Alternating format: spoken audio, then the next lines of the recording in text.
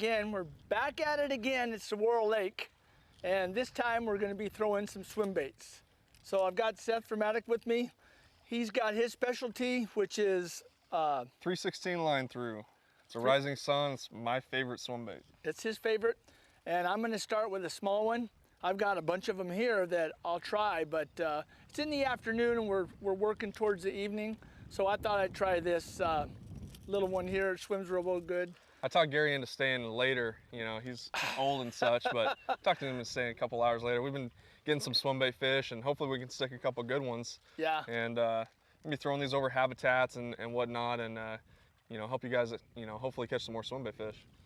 Yeah, we'll try to give you as much instruction as we can. I've got to pull off the bank here just a second.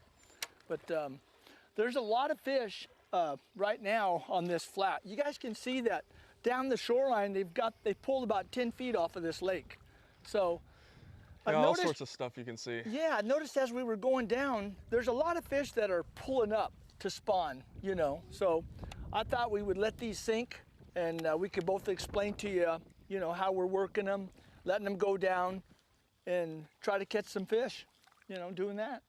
Yeah. Maybe get some, maybe we'll luck into a big one, who knows? You never know. They've been, I mean, it's been good. Right. So we'll see.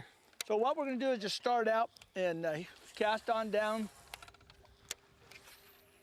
And I'm gonna take the boat out, not far from shore. I'm in 12 feet. I'm seeing a lot of fish on the graph right now. I mean, a lot. So I'm gonna let mine sink down to the bottom. And then I'm gonna just reel this in slow. You're covering maybe a little bit of the shallower stuff. Yeah, I like working this pretty quick, especially as that water starts to heat up. I give it a couple stop and goes. And, Yeah. And get some of those females, those pre-spawners that are feeding up, you know, hard before they get ready to go up and spawn and lay their eggs. Right. And they really like stuff that's high in protein, and big swim bait, a trout or yellow bass or heck, another bass. Yeah. You know. Just to try to catch something on this. Yeah, they're opportunistic, so. Yeah, so I'm just gonna let that sink for a while. I'm in 17 feet right now, so I'm seeing most of my fish 8, 10, 15 feet. So if I get out too deep, I don't see too many, so we'll kind of just try to get them to where they're moving up, you know, where the females, the males have already moved up to what, 3, 4, 5 feet? Yeah. So now we're gonna try targeting something a little bit bigger. And typically they're the farthest in to the shore, you know, as the spawn starts to heat up. So those females are, you know, they won't be far behind, but typically they'll be a little bit farther out on, you know, on the structure, or, you know, anywhere they can have deep water access close by. Next weekend, what do we got? Full moon. Full moon. So it's on. Look at that. There is the moon as we speak right now. It's about 3/4. So by next week it'll be full, and that'll be good. Maybe them big girls next weekend will probably be moving up. Right. You know? So hope I don't hit that duck. Oh my gosh. Pretty darn close. That was close. I'm gonna get a little bit shallower, you know, because this bait, yours can sink a little bit better than mine. Yeah. So mine's a little smaller, and I noticed you have a nice weight inside, and that thing's going down. But it's got a good action, and I've got, this little thing here has got a good action. So, but I'm just gonna work it a little bit slower, and maybe just reel a little bit, and then maybe twitch it a little bit. Give it the old brush hog twitch, you know? Right. So, I really don't want to pull out the drop shot or anything like that today. Oh, so no, we're gonna be swim bait fishing. I like to be swim bait fishing and hit this for a few hours, 3 or 4 hours, and see what we can catch. Give it a good try. I know you guys, you and a bunch of other guys, I've talked to Ron Kasner a couple times, and boy, he says that he'll come out here, might be 3, 4, 5 days and not catch a fish. Oh yeah. And I've noticed most of the guys you know do the same thing. They'll come out and they'll just swim these swim baits, and one of the days is going to be the day, and you'll catch it. So you're saying to me closer to the full moon is better to come out? Typically, you know, especially this time of year, what that means is just more, you know, more fish move shallow. with that moon. Oh, okay. And that really helps the swim bait bite out, you know, when you're working shallow stuff and line throughs and glide baits and, you know, 3-piece baits. It really helps out with that moon, getting a lot of those bigger fish up shallow. So Now, you can capitalize on a So I'm going to ask you a question, because I don't throw a lot of swim baits, a lot. I mean, this is probably the only place I do throw them. Yeah. So do you think that the morning bite with a swim bait is better, or does it really not matter? Could it be 9 o'clock, 10 o'clock, noon? You know, I tell a lot of people this, and a lot of guys that I've thrown swim baits with will say the same thing, but typically that 11 to 1 is the best time. Oh, 11 to 1? 11 to 1. Wow. Midday. And I don't know if it's just that those bigger fish or their feeding periods are different than the smaller fish, but it just seems that I catch, and those guys also that have told me they catch most of their bigger fish between 11 and 1. Now, first light bite is always good. I mean, you've got a chance at some fish that have been there feeding from the night before or move up to feed with a low light, you know, and able, you know, a chance to capitalize on that stuff. Right. But I'm a big fan of middle of the day, and that 11 to 1 hour or 2 hours is it's pretty key. Well, that's good. Good advice. You know, for some of the, you know, at the Bass Pro Shop when we have our seminars and stuff, we've had you speak a few times, and then we've had a couple other guys speak, and it sure draws a crowd. The people are infatuated with these swim baits you guys throw and how to catch them and stuff. So, well, what's funny is I get this a lot for some reason, but with some of the success that I've been fortunate enough to have, a lot of people think that it's a lot on swim baits. Oh, yeah. And a lot of it's not. Okay. I mean, I throw them a lot, and you know, there's a right bait, right time for everything, but. Right. So if you come out here and you're out here for 2 hours and you're chunking these big swim baits and stuff, and you're not catching fish, you'll pick up the rattle trap or crankbaits or, you know, and start chunking those. Make the adjustment and just try to figure the fish out. Right, right. Yeah, there's days that you can come out here and they're not going to bite. They're not going to bite on a jig, you know, days, and they might bite on, you know, something else, Carolina rig or something like that, you know. So I've on this stretch right here, I've had a real good luck with deep diving crankbaits. Yeah. I don't know if you fish this much, but look at all the timber, the timber in here. My God, I didn't realize there was this much trees. Did you? Did you? No. I mean, you don't see this lake down. You don't see it with it this far down, and you can just, I mean, you can see how many trees will be in. If you look at where the water level gets, you know, high, when it gets high. I mean, look at this tree. This tree's going to be in 8 to 10 feet. Oh yeah. You know, I mean, and that tree's down, and then there's more in the water here that we can't see. And you know that those fish are going to be sitting under. You know, we were out. Oh yeah. Earlier, and we were looking at the habitat that was out, the ones with the trees. Yeah. And you ought to have seen the big old crappies we saw here. We saw several crappies that were probably 2.5 pounds apiece. But oh, I just got slammed. Oh no! All right, that's a good. Well, the water's kind of dirty here, so we can't see any fish following, you know, at all. So we don't kind of know what's. Look at that. She hit it so hard she took the hook out of the bait. Oh, did you? Yeah. Nice. I didn't bring my line throughs today.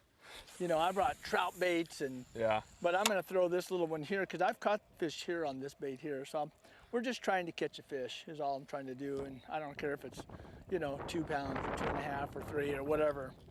But it'd be nice to get a big one, but this got a lot of action when I pull it, you know, see that thing, how it turns like this? Oh, For a little bait, it looks like it's a nice, acts like those depths 250s where you jerk it and it goes, you know, turns around.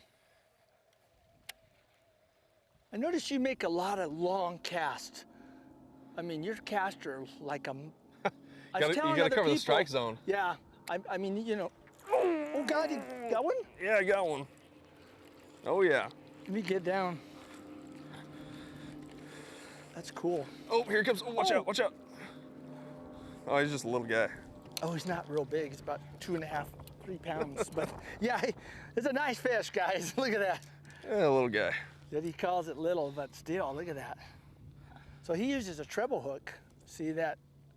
Caught him right on the top of the lip, Right on where the you were top. supposed to. So he came from underneath and came got up. it just how, I mean, Nice. it's awesome. That's what I love about these line throughs too. I mean, they cannot throw that thing and the bait just moves. Boy, he got that good too. Look at that, right in the top. Oh yeah. Wow, that's nice. Look at that. Decent Cool. little feller. Yeah, that's good. Yeah. Way to go. All right. I've been trying to make longer casts so I could cover more territory. So I normally don't cast that, but I can cast this little sucker pretty far. Yeah. Look at that. That's pretty good. I'm gonna. Not bad. All right. You got one. I've caught him along here on this thing here, so this is a pretty good shoreline. You know, and wow. Another thing I noticed too, hardly anybody fishes this shoreline. Oh yeah. I don't ever see anybody here. Every time I come out here, I've got this shoreline to myself. Yep. So I can throw crankbaits here, I could drop shot, I've got drop shot fish here, but you know, sometimes if you come out on a Saturday or a Friday, my gosh, this place is packed. Oh yeah. So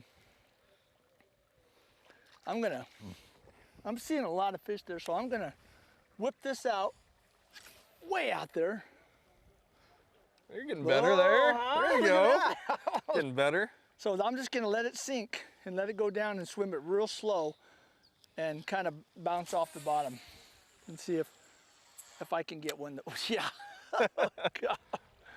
Holy mackerel. Does that just about spool that, huh? No. Got quite Really? a few, but that's why you get those swim bait reels. I mean, you need a lot of line, you know, throwing big baits. A lot of times I like to long line. Oh, did On yeah. different types of baits, or let it sink to 30, 40 feet and work certain areas that way. Yeah. I only have a 7-foot rod on here. I've got some 7.5s. Is that 7 or 7.5? That's 8. This is an 8-footer? Yeah. No wonder you're casting so stinking far. I got a 7.5. So this thing goes pretty good for you know, a smaller Yeah. reel. How many swim bait fish have you caught? Like bigger swim baits? Yeah. You know, I was messing around. I got a good story, like, you know, hang on a You minute. got one? Good God. Big? He hit a hard.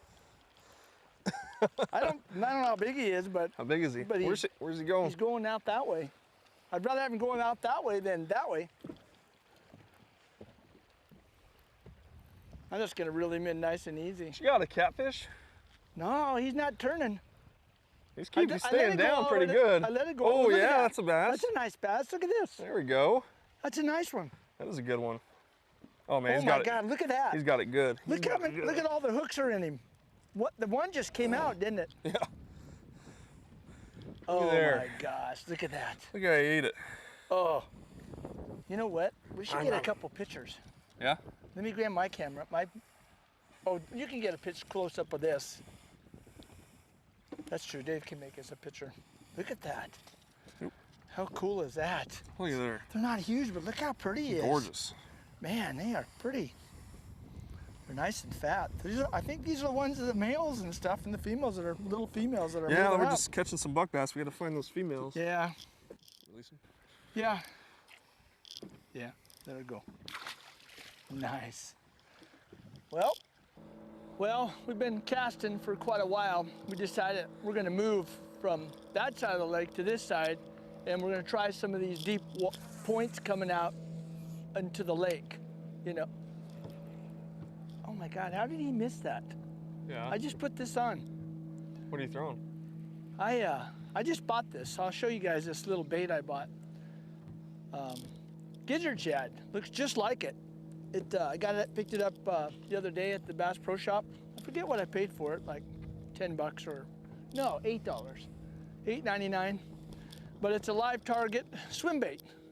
So, you know, it's got a big old hook on the top. It's weighted. I can let it sink. So, hey, for $8.99, or I think that's Not bad. not too bad. So, Seth said he likes to fish points. You know, nice big fingers that come out in the lake, and he said he's had luck on this one here a number of times on swim baits. So we thought we'd come over here and, you know, fish over the top of them. There's fish on the bottom here in 10 foot, Oh yeah. you know, so I can let this thing go down too, you know, hit the bottom and then reel a little bit. And let it sink. This one sinks pretty good. That other one I had on, this little jobber here, it's heavy, but it doesn't sink a lot. It takes a long time to sink, so, but it swims really good. They call that BC, what is that? BBC? BBZ? BBZ. That's actually true tungsten. Is it? Yeah. Yeah, that's right, it is. I remember that when I got that.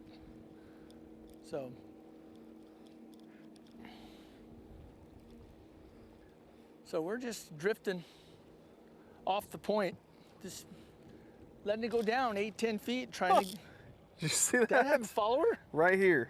Oh well, my he gosh. came up and swiped at it. Right at the About boat? a 6-pounder. Oh my gosh. You ever do that with your bait when one comes up and does that, where you do the, Yeah, I mean, you know, do a figure 8 with your bait?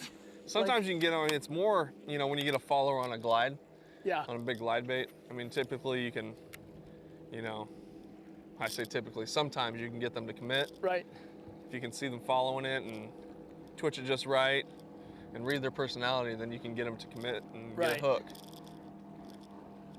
That one just followed it up on this flatter part right here. Now you said that some days you're out here, like when the water gets more warmer and the fish get more active, that you can come out and you'll get a lot of followers. Oh, yeah. Big ones. Oh yeah. I mean, I've You had know. days where it's like, you know, 50, 60, 70 followers. I mean, Oh, it's yeah. almost every cast. Yeah. And a lot of times those days are actually not the good days. You know, a lot of times those days are, you know, they're super interested and keyed in because they're so shallow. You know, those fish are moved up with the warmer weather, but they're not necessarily eating. Uh-huh. And they're not necessarily wanting to eat the big bait. But a lot of my better days have been where I don't really see followers, but I'm getting bit and they're eating it really well. I'm noticing a lot of fish here in 23, 24 feet of water. Yep. Instead of casting it real far, I think what I'll try doing is that I got that one pretty close to the boat, that bite. So I'm just gonna let it go to the bottom and just take a chance and just let it swim. You can work that one on the bottom. It's got that top hook and, Yeah. you know, it's weighted really well. It won't so. snag with that much with that swim bait, treble hook on the back. No, it comes through cover pretty well. Yeah, look at the fish here in 1 feet. Maybe those are those big ones and I'll be able to Right? get a bite. I'm just kind of, you know how sometimes you'll drag a jig under the boat? Or Yeah. I do, you know, or brush hog or whatever, and when I see fish on there. So I'm gonna try that, just dragging that under the boat. See I'm if able I to get one of those guys to come up on it. You never know, huh? We got a great secondary point coming up right here. Oh yeah, look at that. That comes way out too. There's 1, 2, 3, 4, 5, 6, 7, like 7 This one cove. secondary points coming into this cove. Wow. Great places for those pre-spawners to Yeah. be around. Look Holy at the graph. cow. Look at the graph. How many fish are on the graph right now? I'm gonna.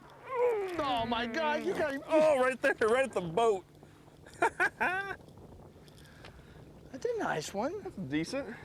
I think I stuck him so hard he's I'm paralyzed. gonna go back over that frickin' point. Little again. guy. Yeah, he is, isn't he? I can't believe that those are hitting that bait, but they will if they're Oh hungry. yeah, especially those bucks. Got a bunch of buck males up. But those are big old buck males, aren't they? Yeah. But when you stick them with that stupid treble hook, that thing really. You need a pliers? I think I got it. I mean, look at this. You got this giant bait. See that from the camera? Yeah. Well, the bait's almost half the size of that fish, if not more. There we go.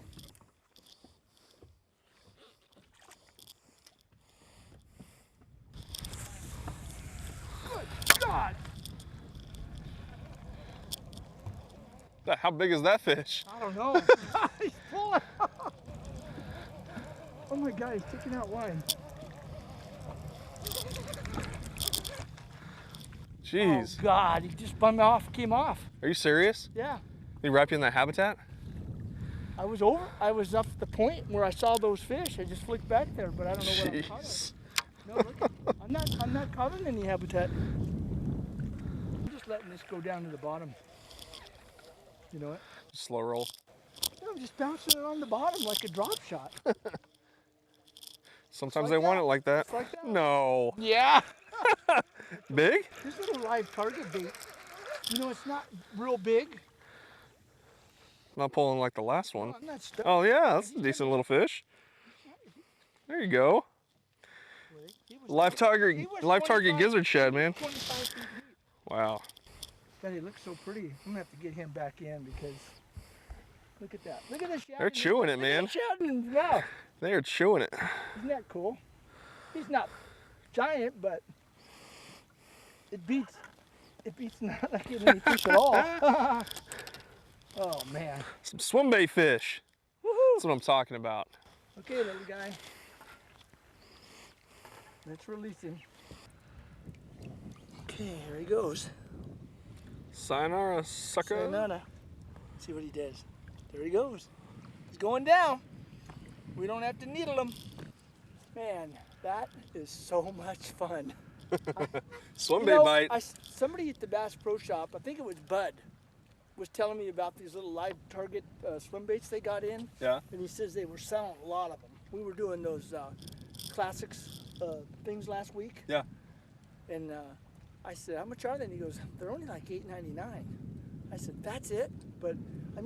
got good action. It's real soft, Yeah. you know, and that tail is like, you know, it's going through That's the a water. Huddleston's type, you know, style Yeah. tail. But for $8.99, Not bad. not bad.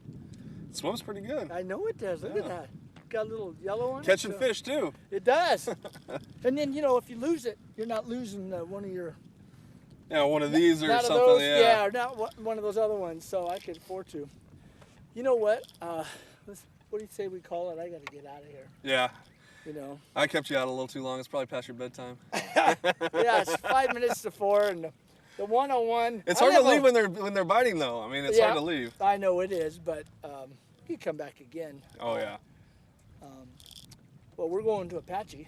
Yep. Next week, not to film, but to fish together in a tournament. Should be a fun time. That should be fun. So I'm I excited. had a lot of fun with you today. You know? Yeah, me too. And caught some fish. Didn't catch giants like we was hoping to, but We saw them though. We saw 'em, Man, we though. were within a flip of We saw two 'em. fish over 9 pounds. yeah, we did.